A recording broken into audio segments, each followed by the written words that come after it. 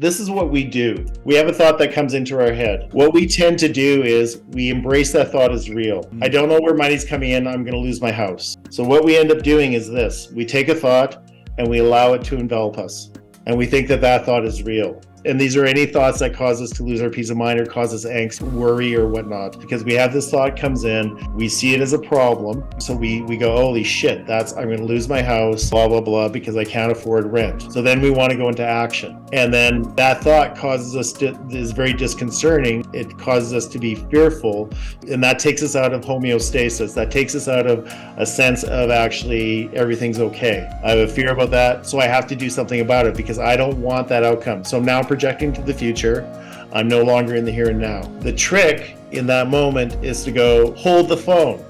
It's just a thought. It's just a thought. It's no more real or valid than any other thought. And yes, I may lose my house.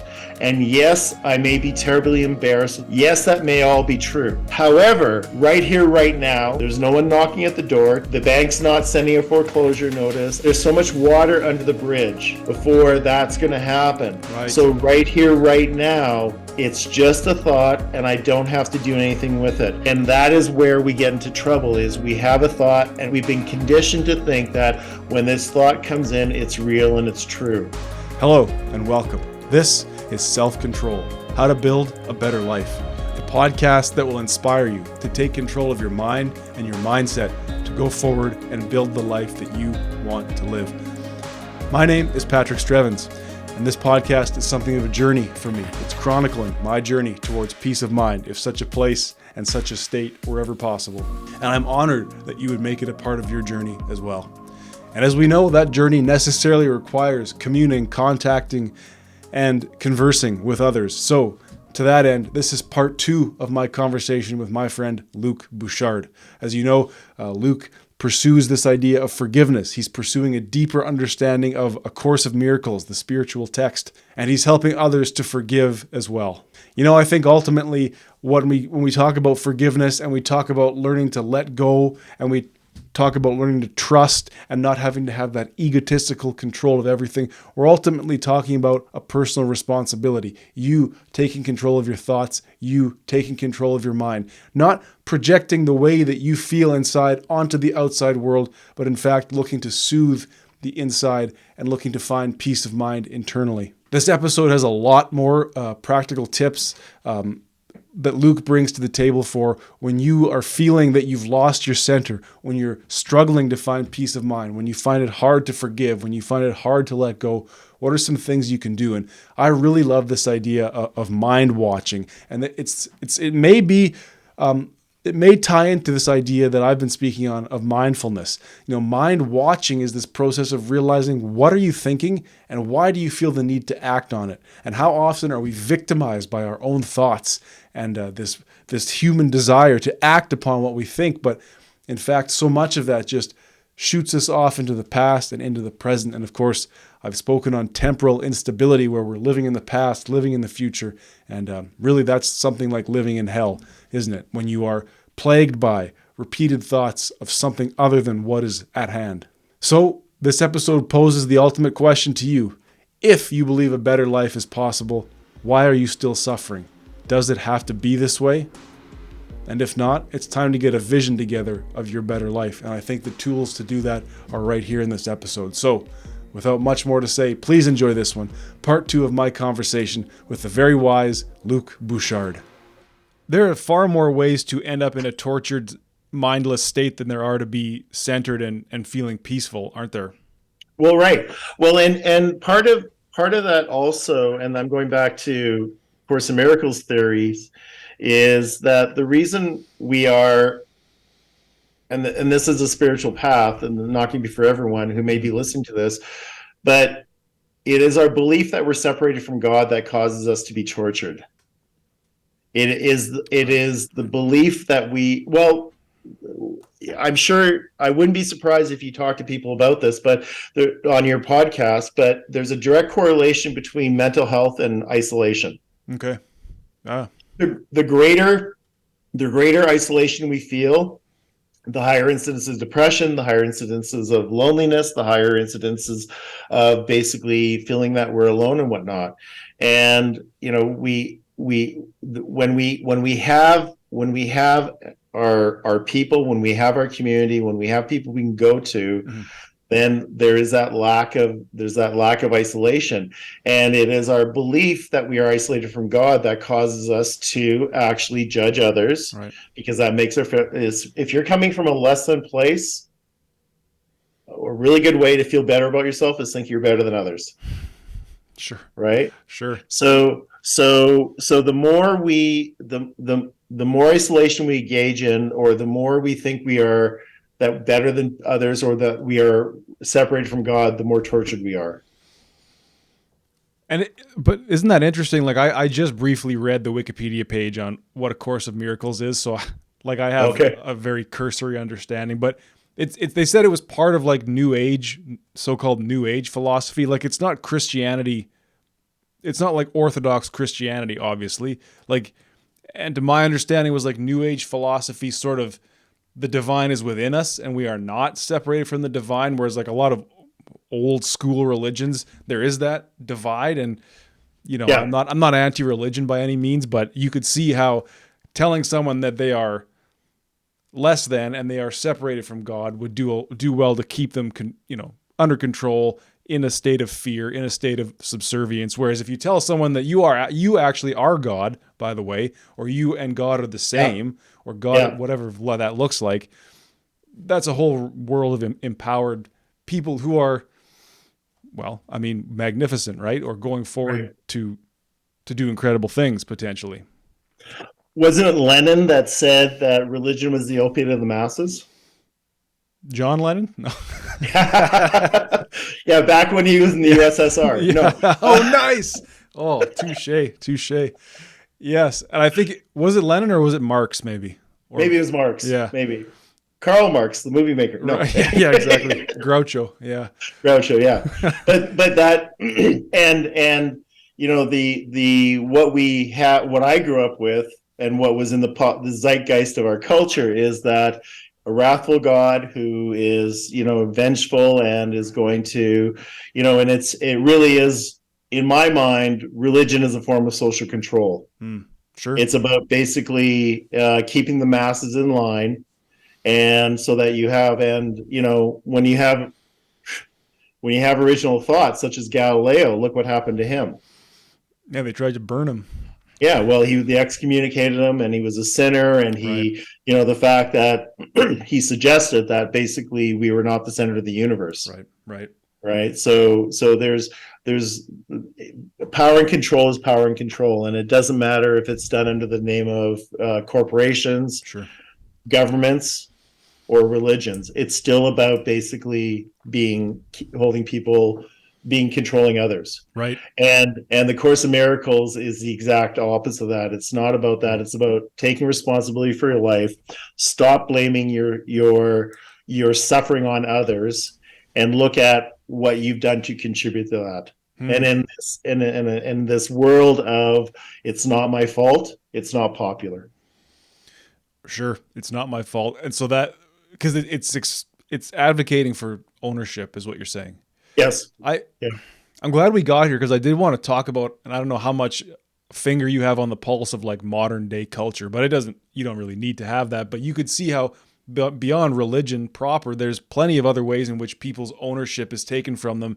And it's kind of like open the top of your head, pour in the thoughts of others, and don't worry about what you think or what you're doing. Just consume, just buy, just shut up, just watch the strangely pedophilic Game of Thrones spinoff,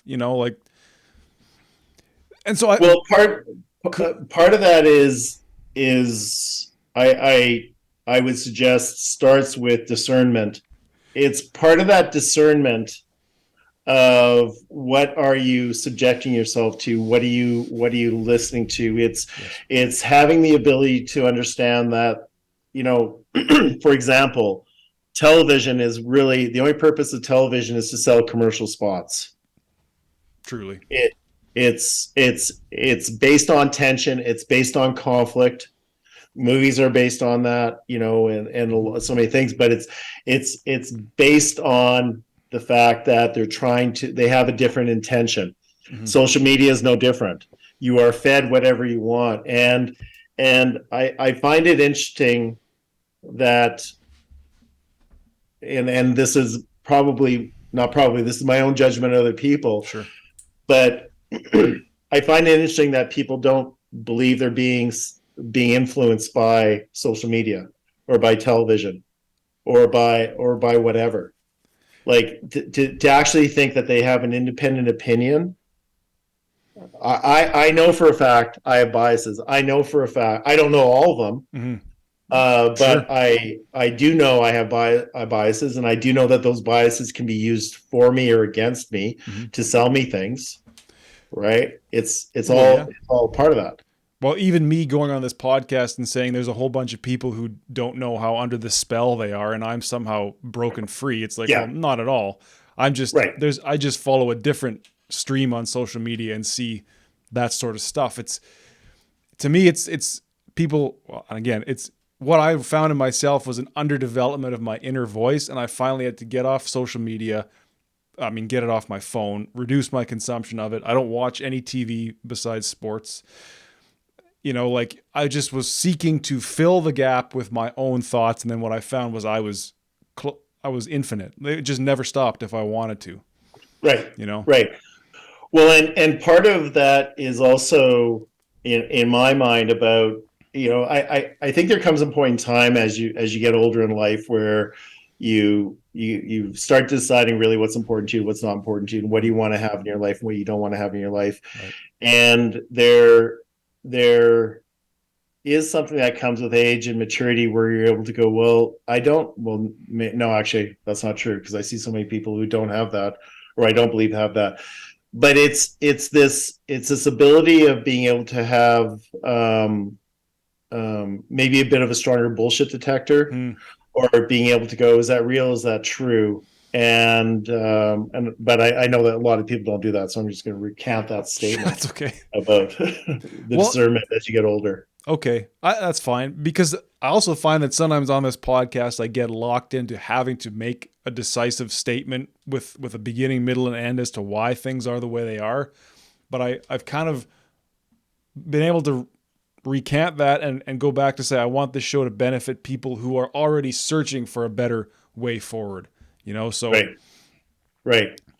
Well, in many ways, it's almost having the motto of it's a mystery to be lived and not a problem to be solved. That's nice. Yeah, I wish it was mine. Well, do you know whose it is? I don't. It's a mystery to be lived, not a problem to be solved. Isn't that? Yeah. I mean, you do have to embrace a certain amount of mystery in life. And especially I find that in the great outdoors. It's like, I have no idea how this river and this riverbank and these animals, trees, whatever came to be, or what they do, or what it looks like when I'm not here. Right. I'm just the same as them, right? In some ways. And actually, I'm glad you mentioned that, because that's also something that I feel is as valid as a spiritual path as connection with nature. Is one, whatnot, and not, and I'm not talking about, and there's nothing wrong with this, because I enjoy driving quads and I enjoy being on motorboats. I'm not talking about going through the bush in your quad and tearing through that. I'm talking about being present with nature and accepting it. And that is as valid as a form of connection to your higher source, because or connection with animals is also very important. It doesn't have to be a spiritual path. It's about basically being at one and being centered and being in the now.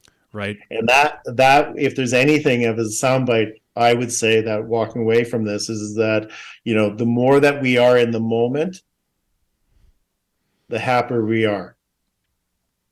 I think that's really it, isn't it? Like, I mean, I said it on this show. You've now said it. I even saw it on one of your videos on your page today. It's like when we're in that, you called it doingness, I think, like and I call it mindlessness, where it's like I'm in some past tense or future tense, Right. It's like I'm cutting up a carrot, but I'm not thinking about cutting up the carrot. But shouldn't I be? Isn't that in some ways a beautiful moment? Right. Right. Right. Yeah. And it's like there's true happiness there if you can focus on the task at hand without some other voice, some other, I call it also, these are all my harebrained theories, temporal instability, where it's like I'm not spending enough time in the present. I'm spending too much time in the past, too much time thinking about the future. And a lot of that is based on fear, okay. and not accepting of what is.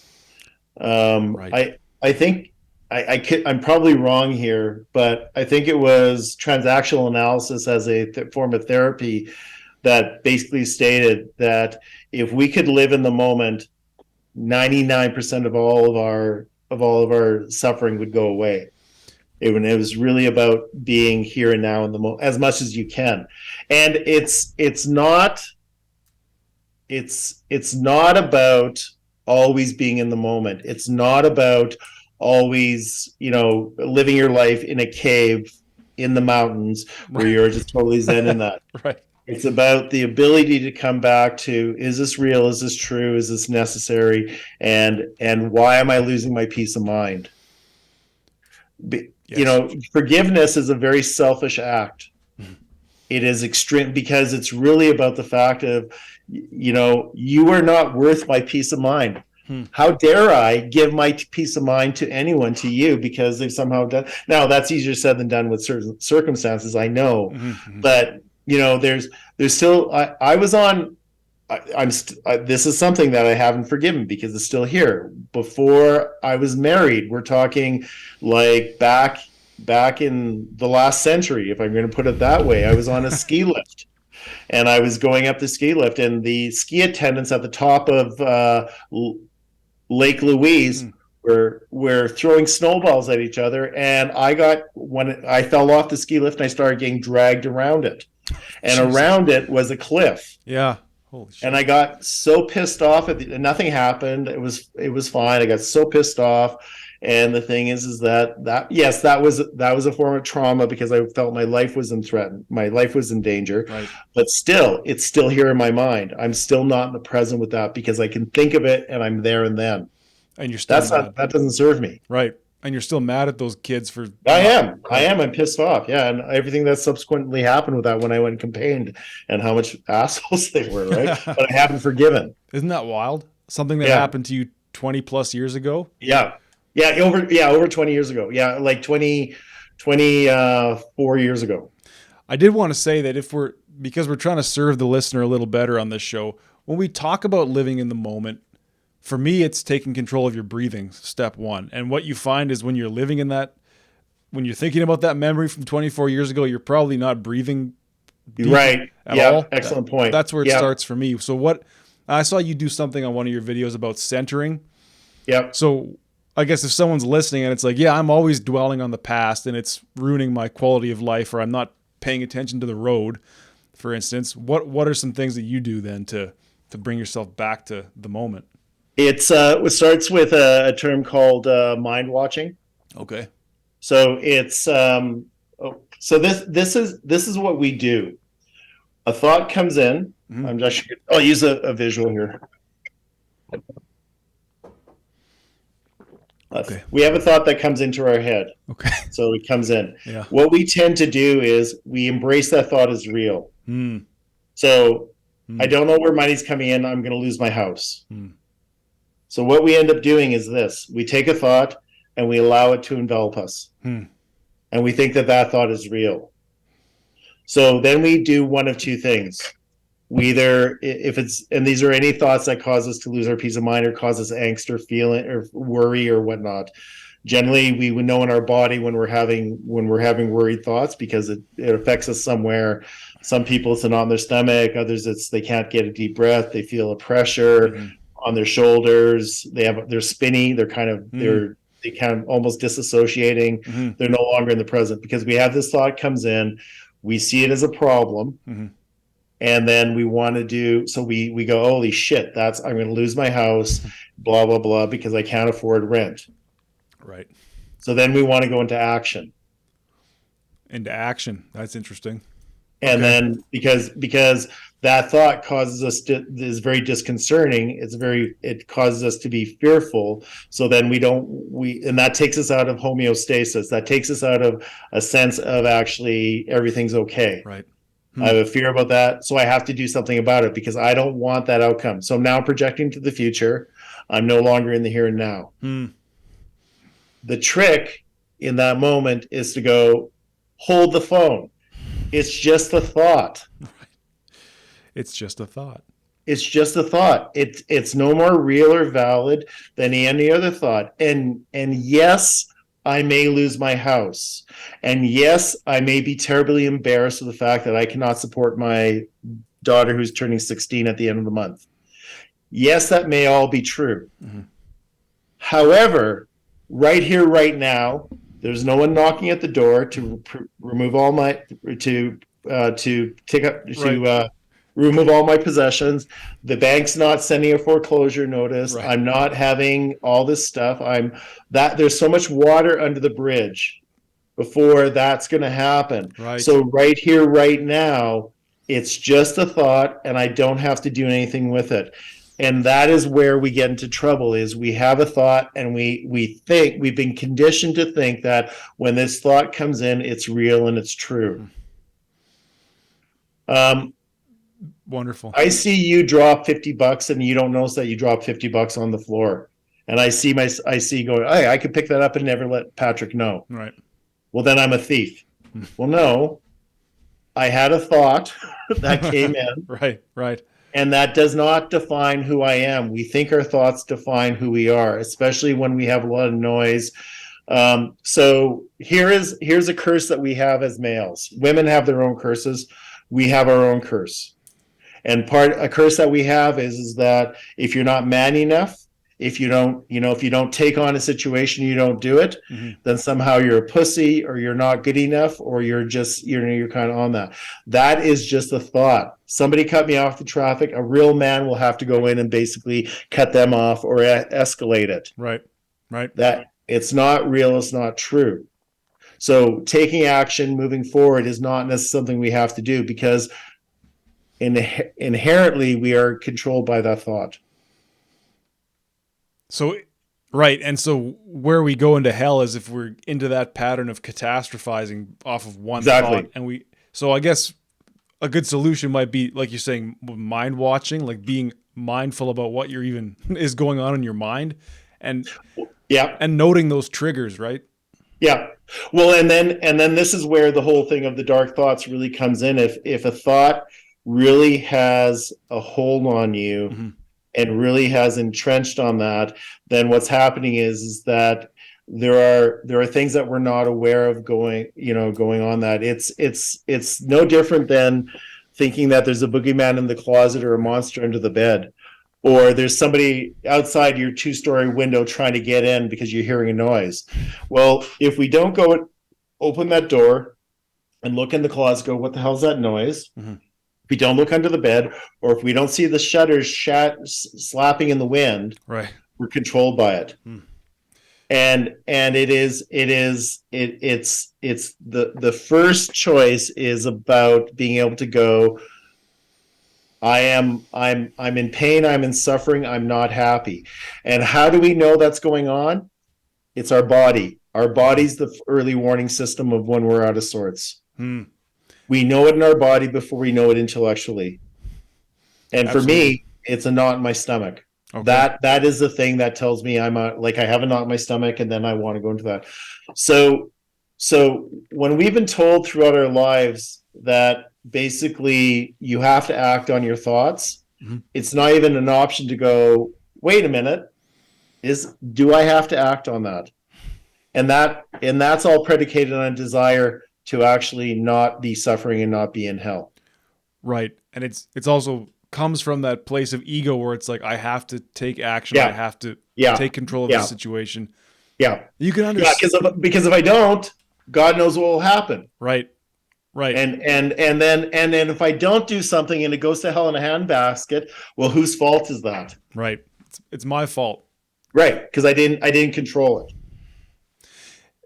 Right. So So this is a wild thing, and we were talking about it earlier about how people often hold on to limiting beliefs, or they get into this mindless. What do you want to call this? Like mindless. Well, no, just reaction. It's just a reaction. It's stimulus, reaction. So people get trapped into that, but it's like there has to be a certain amount of awareness about this condition, right? Like for me, it was literally within the last maybe year that I became aware of my breathing problems and how my anxiety was tied to posture, poor breathing, and this allowing my mind to be enveloped by thoughts. It's like, I have a lot of empathy or sympathy, I guess, for people that are on this awareness journey, because that is the first step, right? Yeah. Well, if we often hear in 12-step programs about sick and tired of being sick and tired. Right. Right. There does come a point in your life where you don't have to, but I think for many people it's like, does it have to be this way? Is this necessary? Right. Is there another way of looking at it? Part of the Course in Miracles thing is stopping and going, what are the chances? What if I'm wrong about how Patrick has treated me? What if maybe on the slim chance, on the outlier chance that maybe my perception is wrong? As soon as we ask that question, maybe my perception is wrong about losing my house. Maybe my perception is wrong about losing losing respect of my daughter. Maybe my perception is wrong about the future. As soon as we do that, we are now in the present. Yes. Because we're no longer going into stimulus reaction. Right. And the process of being able to stop and go, okay, I'm upset. I have all this tension. Wait, I'm not meant to be upset. I'm not meant to be tortured. I'm not meant to be unhappy. Maybe there's something about my belief system that is causing me to feel this way. And it is that willingness. It's like when you've mentioned I'm a coach and I've worked with a lot of people, I will ask people, does it have to look this way? Whatever the circumstances. And if they say yes, the work is exponentially harder. Yeah. But if they go, I don't know, then half the work is done, because they're now open to that idea. And it's really hard to help anyone. It's really hard to move forward if you believe this is your lot in life. Yes. So when it comes to living a better life, if you're looking to live a better life, here's your call right now, is this conversation with Luke and I, where we're saying it does not have to be this way if you believe that it doesn't have to be this way, period. Right. And you can, right. Yeah. Right. And if you believe it has to be this way, well, let's talk in 10 years when you've decided maybe it doesn't have to be this way. Right. But believing it has to be this way is actually the domain of the ego, and what is often referred to as the I know mind. Okay. The black and white thinking of the world, the black and white thinking that people have makes the world very simple. These people are wrong, these people are right. But when we actually, and this was the thing about, okay, I'll do this. I'll start with this. I'll use a quote from Winston Churchill, and that is the only quote I know by him, and that is, well, actually I know a few, but the one I like is the first casualty of war is the truth. And so if we are not actually able to stop and go and check our premises out and check and think about stuff, what we're doing is we're entrenched in a belief system that causes the world to look very black and white, very simple, and then basically it's predictable. The world makes sense because Putin is wrong, right? Ukraine is right. I'm not saying that's not going on. I'm just saying is I don't have enough information to make a judgment. When I came to a realization that my knowledge is limited, and that whatever I'm getting my knowledge from Mm-hmm. serves a purpose. You and I both know that there is no impartial documentaries that are made. Of course, it's impossible. Right. It's impossible because there is no way to not have that. Even though they're given the premise that it is impartial, Mm-hmm. it really isn't. Who the speaker is, how they light it, how they set it, what Mm-hmm. they're looking at, it's not impartial. And so the belief that I know the way the world works, I said very early in COVID is I don't have a clue. I don't know what's going on. Right. I have a lot of opinions, but do I really know what's happening? What was it?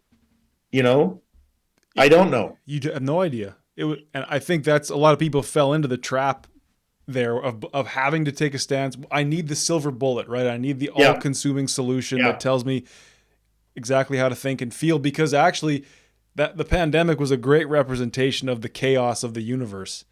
Absolutely. Right. Absolutely. And of the mind. Right. And of the mind. And what brought to the surface all the stuff that was latent. Yeah. In many ways, like we saw beliefs from people that I actually didn't know existed until I saw through the pandemic. Mm-hmm. And so the more we need to assert, this is the correlation. The greater I need to assert that the way the world works, the less vulnerability I'm okay with. Say it again, if you could. The greater I need to assert the way the world works, the less okay I am with vulnerability. There's a lot of vulnerability to go, I don't know. Yes. It's also incredibly empowering. It is. To say, I don't know. Like the pressure off your shoulders to have to say, this is the way the world works. Right. Because then you have to substantiate it. Then you have every single Tom, Dick, and Harriet that can come along and say, no, that's not the way of the world. And now but to be able to say, and that is, and actually a criminology professor taught me that is, there's a lot of power in saying, I don't know. And even if you want to take it to the internal realm, it's like, I don't know how I'm going to be in 10 years. Like, yes, I can envision, I can do my affirmations and my meditation, all that stuff. Right. You still have to have a certain margin of like, I don't know and I don't have to know. Yeah.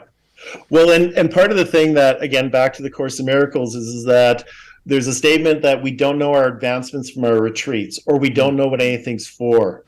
So there's more than enough anecdotal stories out there about people that win the lottery, right, and their life goes to shit within a year. I believe it. Right? Where they're actually in worse debt than they went into or whatnot. So there are things that come into our lives that we judge to be great that turn out to be not, and there's things that come into our lives that we think are awful. And I'm going to go back to hitting the curb with my hybrid. I was like, that really was disconcerting the next morning.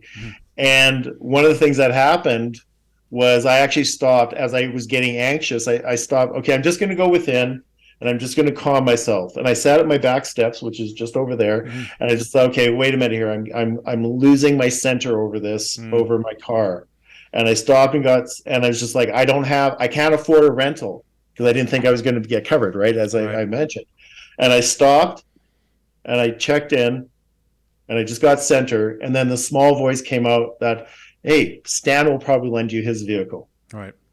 A friend. And because it just turned out that he had an extra vehicle and it just worked out well. And then 2 weeks later, I got my rental and it was all fine.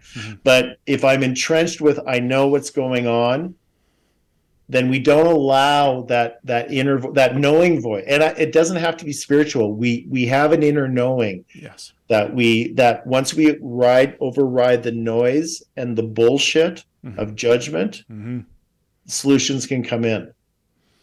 Isn't that wild? And that's, I mean, it's this crazy thing where it's like, I have to exert my control over it. It's like, well, you know what? On a universal level, you have very little power and very little grip and grasp. So let go of that.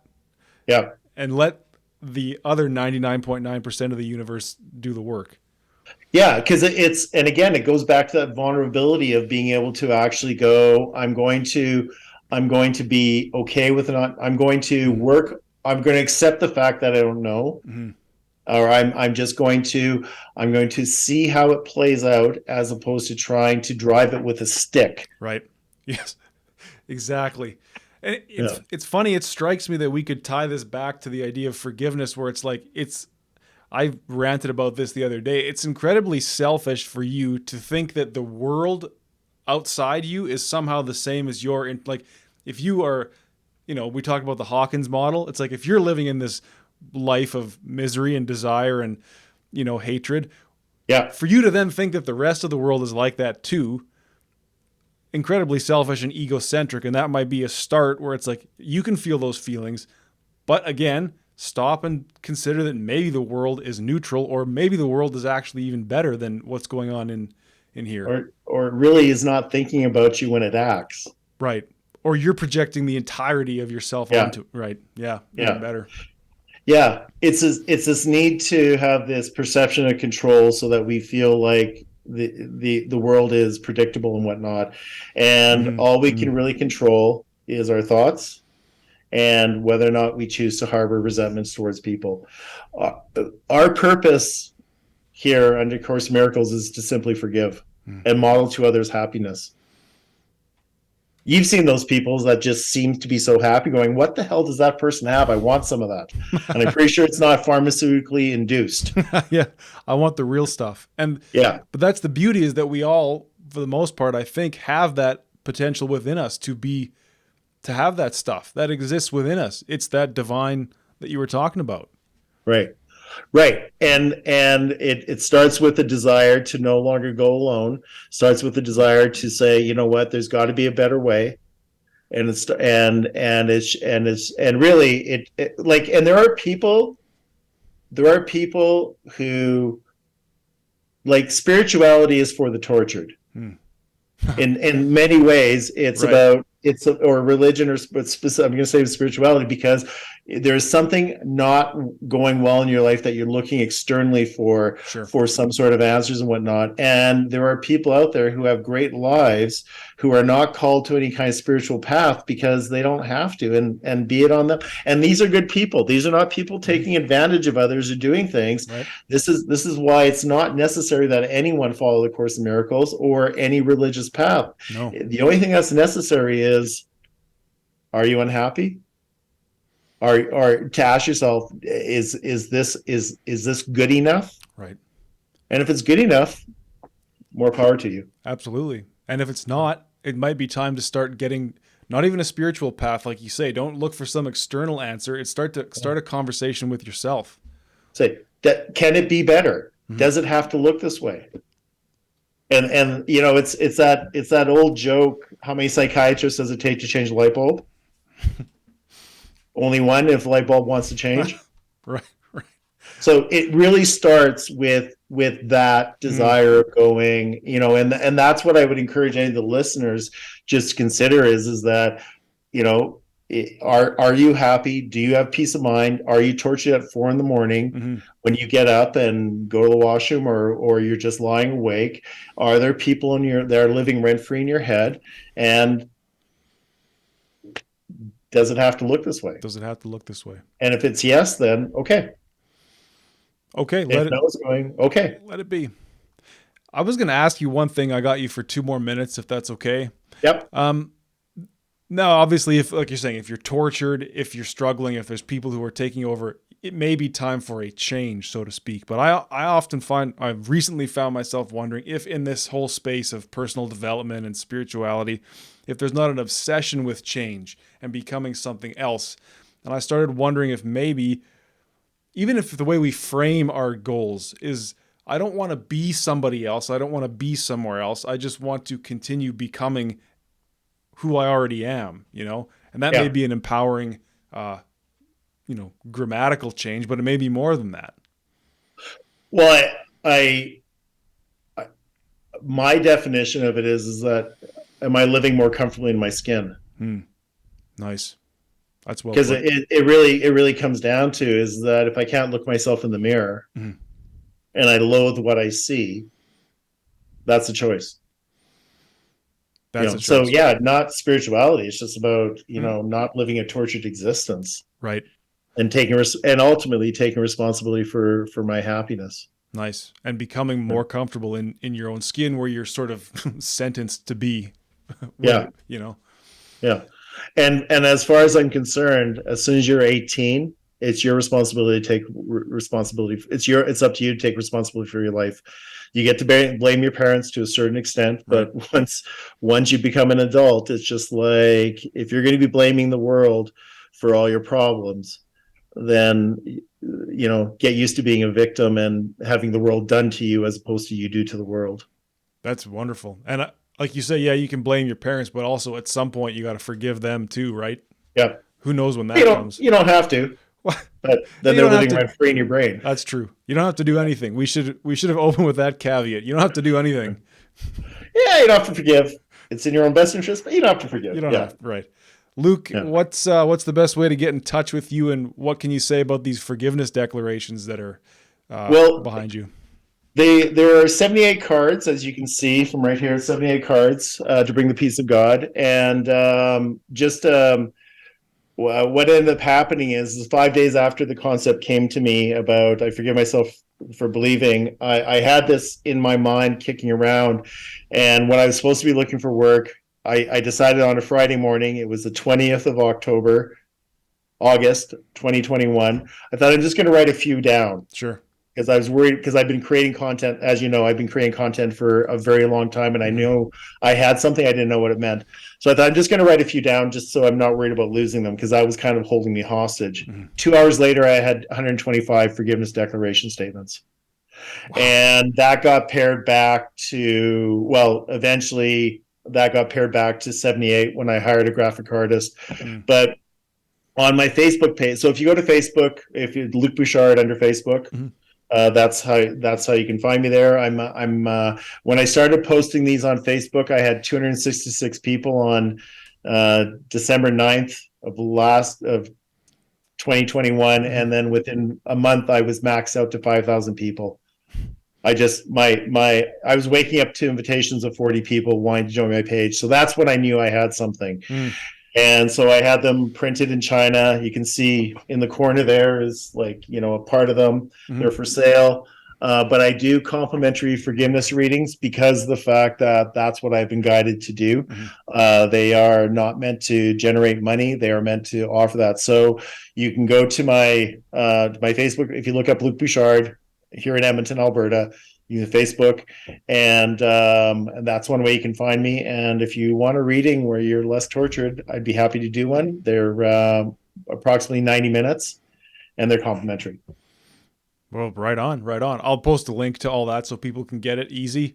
I would say I worked with you on my message crafting a few years ago, and Luke takes the time to dig in and get to know you, and you'll definitely come away with something valuable and Right. a sense of meaning in who you are. Thank you. How about this? Do you want to draw one card out of that deck, and we'll end on that? Okay. So when I do a reading with people, we start with an intent. Okay. And with this, I'm doing a reading for you. Not a reading, but I'm going to do a card for you. And I want you to think about whether or not you have something that's unresolved, or generally you can look at what might not be working well in your life. Okay. And this is really cool because we didn't script this at all. I didn't know you were going to ask this. So that's, yeah.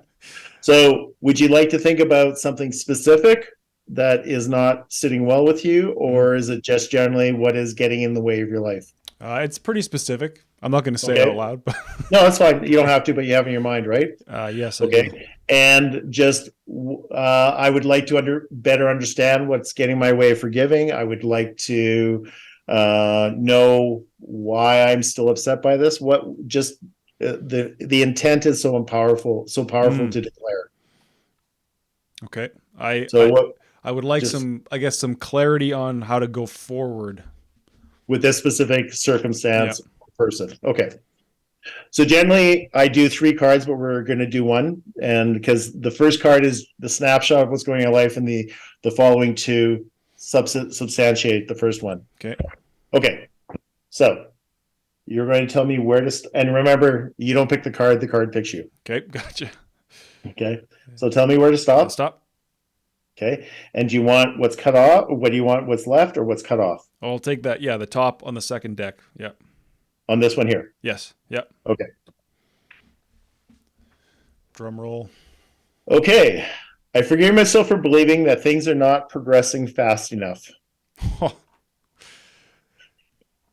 Luke, it's like a magic trick, man. Come on. So this resonates with you? Absolutely. Yeah. Okay. So this statement, so this is actually for the Edmonton audience. This is in Edmonton. This is have you ever seen this, Patrick? I have not. No. It's so if you go south of 50th of White Avenue, down in there, it's a safety supply place where they actually, a safety company where they have a crane, and they took an old caboose and put it on top of this crane. That's cool. Yeah, it's like I saw him going, holy, that's amazing. That's it. So I forgive myself for believing that things are not progressing fast enough is about a belief that we can't trust we're going to be okay and resourced. Again, we're driving it with a stick, and we have to make things happen. So without going into details, how do you feel this? I think it makes a lot of sense, especially if I have faith in what I'm doing now and the process and this, the goals that I do have for this podcast, for my life, for my career, for all that stuff. On some level, you have to say it will come, and everything is unfolding at the right pace, and everything's happening for a reason. Try it. It's a crazy thing to say. Just let it go. Continue on doing what you know is right. Yep, absolutely. Or conversely, maybe there's something better for me that I haven't thought about. That'd be even better, wouldn't it? 2 months before these came into my consciousness, right? I was so a couple summers ago, I was contemplating how I'm going to spend my 2 weeks away, because at that time I had my son and my daughter living with me 50% of the time, and throughout the summer there's a 2-week break where they're with their mother and then they're with me for 2 weeks. So I was actually contemplating what I want to do at the end of the summer on my 2 weeks off with my kids, and it was just like, I don't know really what I want to do, but I think I'd like an adventure. I would like just to have an experience, and maybe going to the mountains, mountain biking, or maybe taking a trip to the interior BC. Nice. But it was just like, I don't know what that means. And then the first week that my kids were with their mothers, this came onto my consciousness, and it's been an adventure ever since. There's no way in hell I could have predicted that this would have come. There's no way in hell I could have said to myself, within 11 months, short of 4 days, I'll have 500 sets delivered from China on my front step. I couldn't have imagined that. No, you truly could not have. So when we are open to whatever it is, this or better, and trusting that the universe will conspire for us and not against us, and release it and declare it and go, I don't know what this means, but I would like this problem. Help me see this differently. Help me with this problem. Answers will come to us in ways that we can't even fathom. And like you said before, it may not even be a problem at all. It may just be that you got to reframe that mysterious whatever it is that we're a part of here. Yeah. Thanks so much, Luke. It's always a joy, man. I think this is our third one in 3 years, so it's something I always look forward to. Yeah. And I just want to, acknowledge the work that you're doing, the effort you put into this. People don't know what goes on behind the scenes to make this look polished and professional. And for every hour you do a podcast, how many hours are you putting in the background? It's got to be 2 to 1 at least. Oh, I wrote it down. It's for sure. It could be 6 to 1 to really get all the content out of it that I want. Yeah. Yeah, on that. So I appreciate how you're showing up and how you've gotten out of your comfort zone and you've decided to do different, and you are modeling to people what you're suggesting, which is why I have all the time for you, Patrick. Luke, hey, I appreciate that so much, man. Thank you. And you're an inspiration to me to take those steps. So let's just keep on. Let's keep in touch, and I wish you the best. Yeah. All right. All the best. Much love. Thank you for watching this episode of Self-Control. I hope you enjoyed part 2 of my conversation with Luke Bouchard.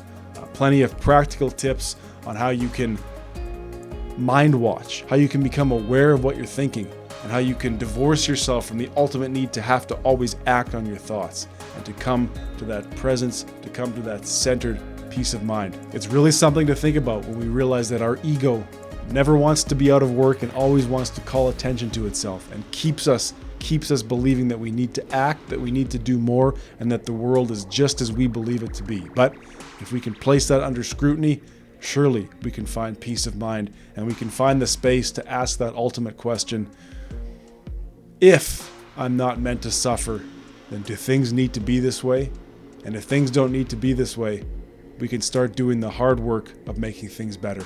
And that's what this show is truly all about. So, until next time, until I speak with you again, please remember, better is possible.